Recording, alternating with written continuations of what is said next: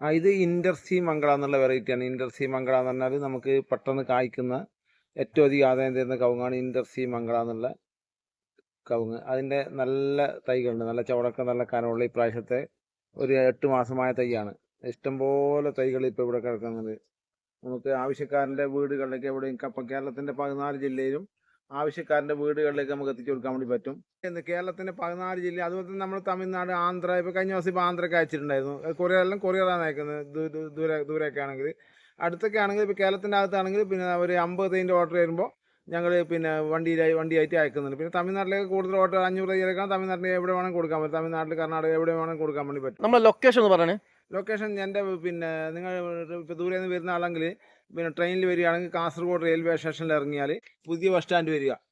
പുതിയ ബസ് സ്റ്റാൻഡിൽ നിന്ന് പിന്നെ ബോവിക്കാനം എരിഞ്ഞിപ്പുഴ വഴി കുറ്റിക്കോൽ വരുന്ന ബസ്സിൽ വരണം.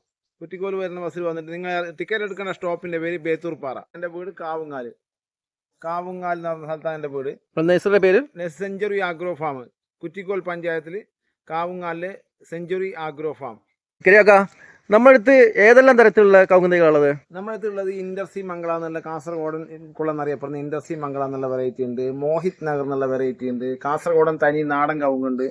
അതുപോലെ തന്നെ നനയില്ലാതെ ഉണ്ടാക്കുന്ന കാസർഗോഡൻ കരക്കവുങ്ങ് എന്നറിയപ്പെടുന്ന കവുങ്ങ്. വലിയ കുന്നും പ്രദേശം, വെള്ളത്തിന് യാതൊരു സാധ്യതയില്ലാത്ത റബ്ബർ പോലത്തെ വലിയ വെച്ചുണ്ടാക്കാൻ പറ്റുന്ന വലിയ കുന്നും പ്രദേശത്ത് വെച്ചുണ്ടാക്കാൻ പറ്റുന്ന കരക്കവുങ്ങ് എന്നുള്ള കവുങ്ങുണ്ട്.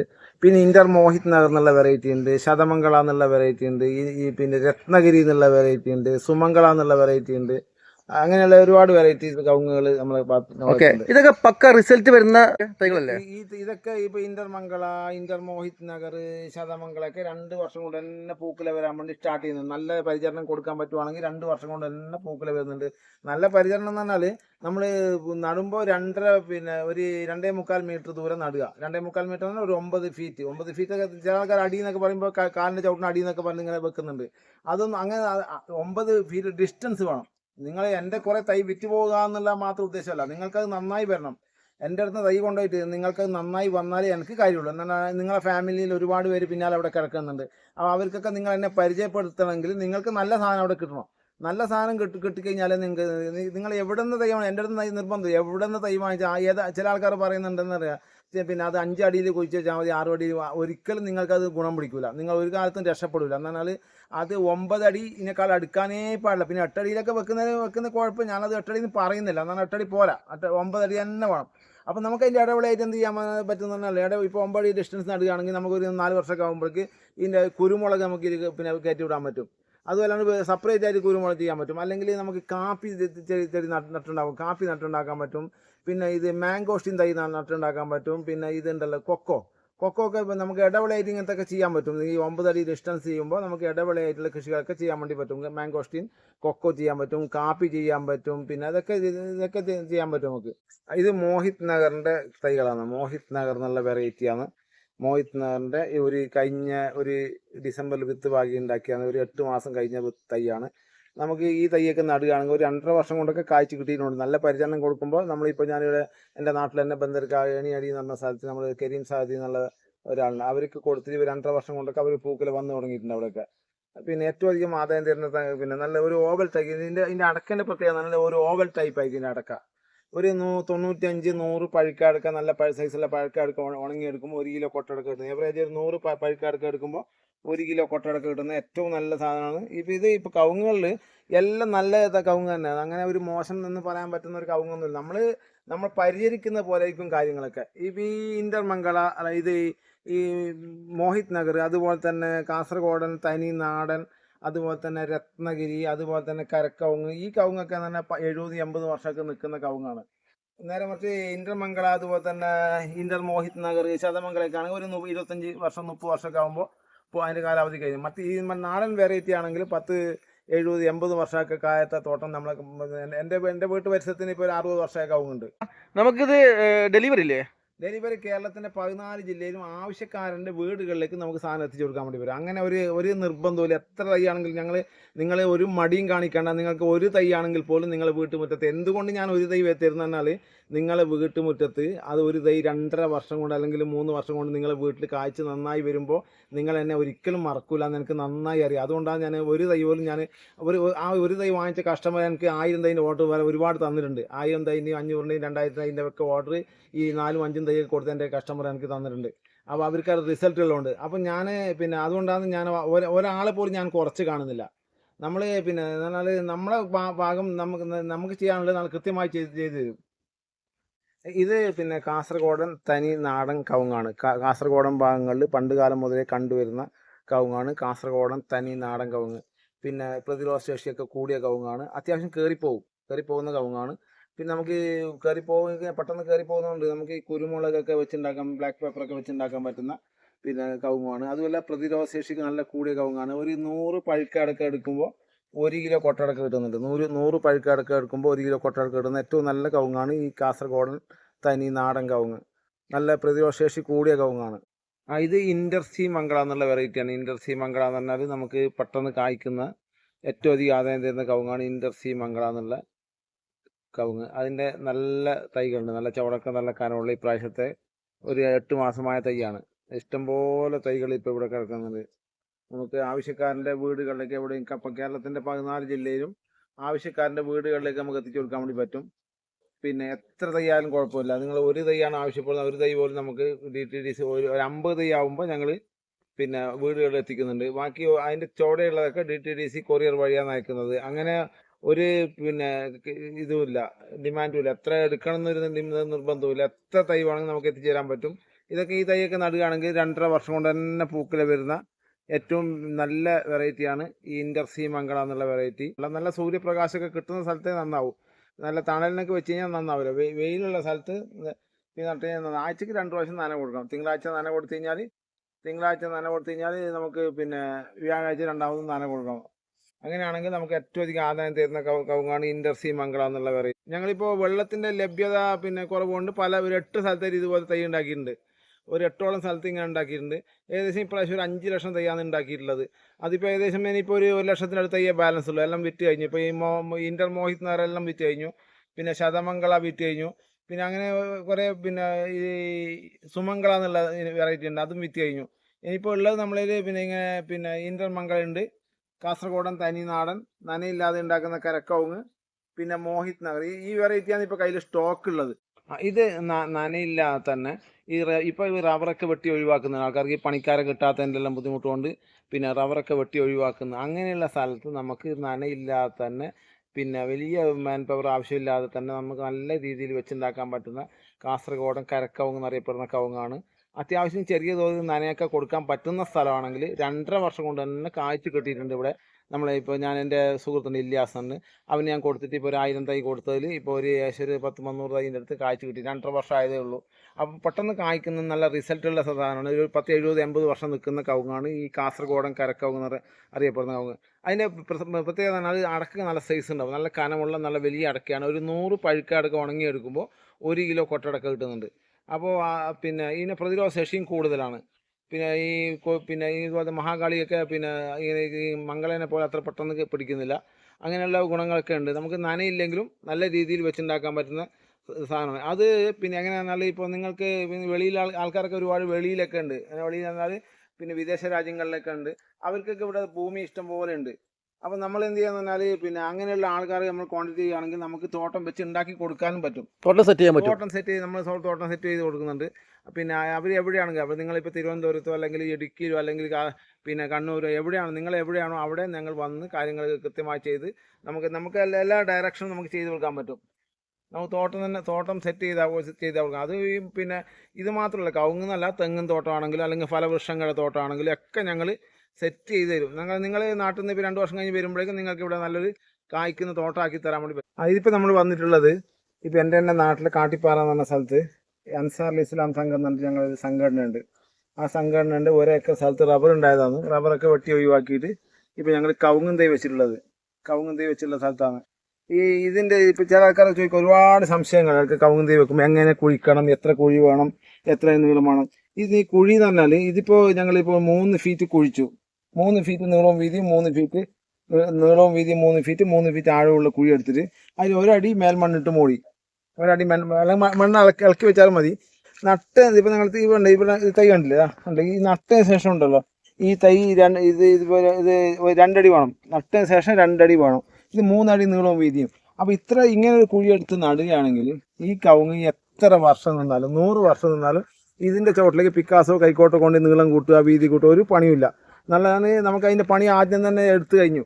ഇനിയിപ്പോൾ വെളിയിൽ നിന്ന് മഴയൊക്കെ വരുമ്പോൾ മണ്ണ് വീഴുമ്പോൾ എന്ത് ചെയ്യുന്നതാണ്, വെളിയിൽ നിന്ന് മണ്ണൊക്കെ വീഴുന്നില്ലേ, ആ മണ്ണ് വീഴുമ്പോൾ എന്ത് ചെയ്യുന്നതാണ് നമ്മൾ മമ്മട്ടി കൊണ്ട് നമ്മൾ ഒഴിവാക്കിയിട്ട് വളങ്ങൾ ഇട്ട് കൊടുത്താൽ മതി. നടുമ്പോൾ ഞങ്ങൾ എന്ത് ചെയ്യാൻ അറിയോ, നടുമ്പോൾ ഒരു കൊട്ട ആട്ടും കാശോ അല്ലെങ്കിൽ ചാണകപ്പൊടിയോ എടുക്കുകയാണെങ്കിൽ 4 എണ്ണത്തിനിടാം, 4-5 എണ്ണത്തിനിടാം. ഒരു കൊട്ട ആട്ടും കാശോ ചാണകപ്പൊടിയോ, ഒരു 400 ഗ്രാം എല്ലുപൊടി, ഒരു 150 ഗ്രാം വേപ്പ് മുളക്, അത്ര വാടിവളം ഇട്ട് നട്ടു കൊടുത്താൽ മതി. ഇപ്പോൾ നിങ്ങളിപ്പോൾ ഒരു 4 ദിവസം മുമ്പ് നട്ടതാണ്, ഒരാഴ്ച മുമ്പ് നട്ടതാണ്. ഇനിയിപ്പോൾ എന്ത് ചെയ്യുന്നതാണ്, ശരിക്കും പച്ചിലകളൊക്കെ വെട്ടിയിടും.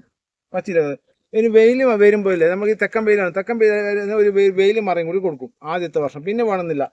ഇതിപ്പോൾ ഇങ്ങനെയാണ് ഇപ്പോൾ നമുക്ക് കാസർഗോഡൻ ഭാഗങ്ങളിൽ കവുങ്ങ് നടുന്നത്. ഇങ്ങനെ ഒരു കവുങ്ങ് നടുമ്പോൾ അപ്പോൾ ചില ആൾക്കാർ ഇത്രയും വലിയ കുഴിയൊക്കെ വേണമെന്നൊക്കെ ചോദിക്കും. ഇത്ര വലിയ കുഴി എന്ന് പറഞ്ഞാൽ ഇപ്പോൾ ഇതിൻ്റെ എന്താ പറയുക, നമുക്ക് ജസ്റ്റ് തൂമ്പ് കൊണ്ട് കളിച്ച് കഴിഞ്ഞാൽ കവുങ്ങ് തൈ നടാൻ പറ്റും. നട്ട് കഴിഞ്ഞാൽ പ്രശ്നം എന്ന് പറഞ്ഞാൽ കവുങ്ങ് തൈ വളരുമ്പോൾ ഇതിൻ്റെ തായ് വേര് അങ്ങനെ താഴെ പോകാത്തതാണ്, വലിയ താണ് പോകാത്തതാണ് ഈ കവുങ്ങിൻ്റെ വേരുകളൊക്കെ.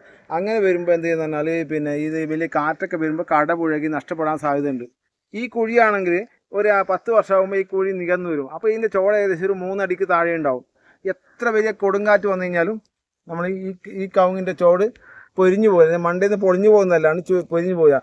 അപ്പോൾ നടന്നു അങ്ങനെ ഡിസ്റ്റൻസ് ഉണ്ടല്ലേ, ഇതിപ്പോൾ 10 അടി വെച്ചിട്ടുണ്ട് ഞാൻ, 10 ഫീറ്റ്.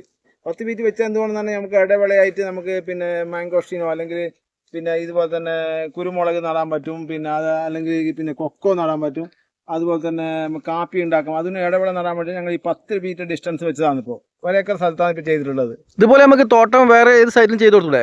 എവിടെയും നമ്മൾ അതിന് നമുക്ക് ആവശ്യം നിങ്ങൾ ആവശ്യപ്പെടുകയാണെങ്കിൽ, ഒരു കസ്റ്റമർ ആവശ്യപ്പെടുകയാണെങ്കിൽ കേരളത്തിൻ്റെ 14 ജില്ലയും എവിടെയാണെങ്കിലും ഞങ്ങൾ വന്ന് തോട്ടം സെറ്റ് ചെയ്ത് തരുന്നതായിരിക്കും. അപ്പോൾ ഞാൻ പറഞ്ഞില്ലേ, കുഴീൻ്റെ മനസ്സിലായില്ലേ, 3 ഫീറ്റ് നീളം 3 ഫീറ്റ് വീതി 3 ഫീറ്റ് ആഴം, 1 ഫീറ്റ് മേൽമണ്ണിട്ട് മൂടുക.